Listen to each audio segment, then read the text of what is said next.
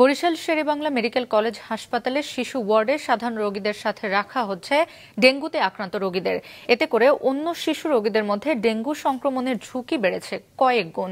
Dengue রোগীদের জন্য আলাদা ওয়ার্ড করার দাবি সেবা নিতে আসা স্বজনদের। এদিকে রোগীর সংখ্যা বেড়ে যাওয়ায় এক বেডে চিকিৎসা নিচ্ছে ৩ থেকে ৪ জন। বরিশাল থেকে স্টাফ রিপোর্টার গিয়াসউদ্দিন সুমনের রিপোর্ট।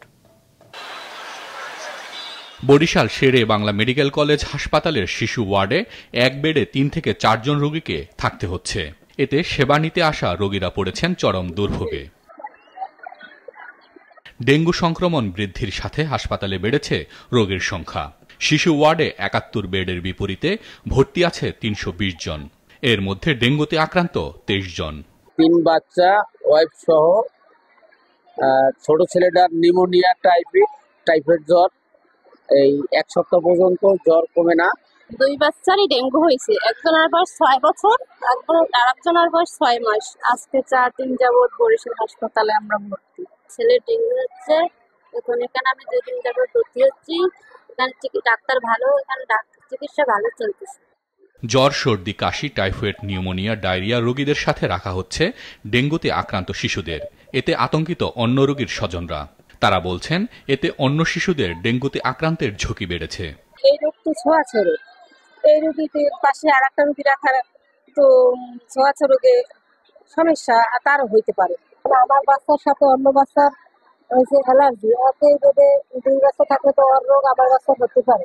এই জন্য আমরা আলাদা টেস্ট করি। আমার বাচ্চা নিয়ে আসছি তো ব্লাডে ইনফেকশন। এখন আইসা দেখি যে ডেঙ্গু রোগী একসাথে, এরা তো আমরা আতঙ্কে থাকি। মানে এক বেডে ৩-৪ জন দিতেছে, এগুলো নিয়ে আমরা খুব আতঙ্কে আছি।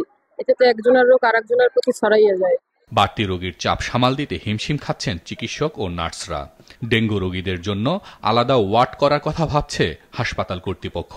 আমাদের শিশু বিভাগে সরকার স্বীকৃত বেডের সংখ্যা হচ্ছে ৭১টি, কিন্তু আজকেও আমাদের এখানে ৩২০টি বাচ্চা আছে।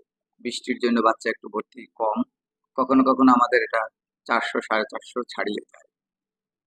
এই অল্প জায়গার ভিতরে এত সংখ্যক বাচ্চাদেরকে চিকিৎসা দিতে গিয়ে আমাদের হিমশিম খেতে হয়। তাদেরকে আমরা বিছানা দিতে পারি না, তাদেরকে আমরা যথেষ্ট পরিমাণে সার্ভিস দিতে পারি না। বরিশালে অন্য কোনো বিকল্প ব্যবস্থা নেই, সব রোগী এখানেই আসে, এখানে চিকিৎসা দিতে হয়। কিন্তু এটাকে যদি অবকাঠামোগত উন্নয়ন করা যেত, যদি ভবনের সংখ্যা বাড়ানো যেত, তাহলে আরো বেড বাড়ানো যেত এবং সব রোগী চিকিৎসা ভালো হতো। এটা আমরা ঊর্ধ্বতন কর্তৃপক্ষকে জানিয়েছি, তারা বিষয়টা নিয়ে ভাবছেন। এ মাসে এখন পর্যন্ত ৪৩৪ জন ডেঙ্গু রোগী চিকিৎসা নিয়েছে এই হাসপাতালে।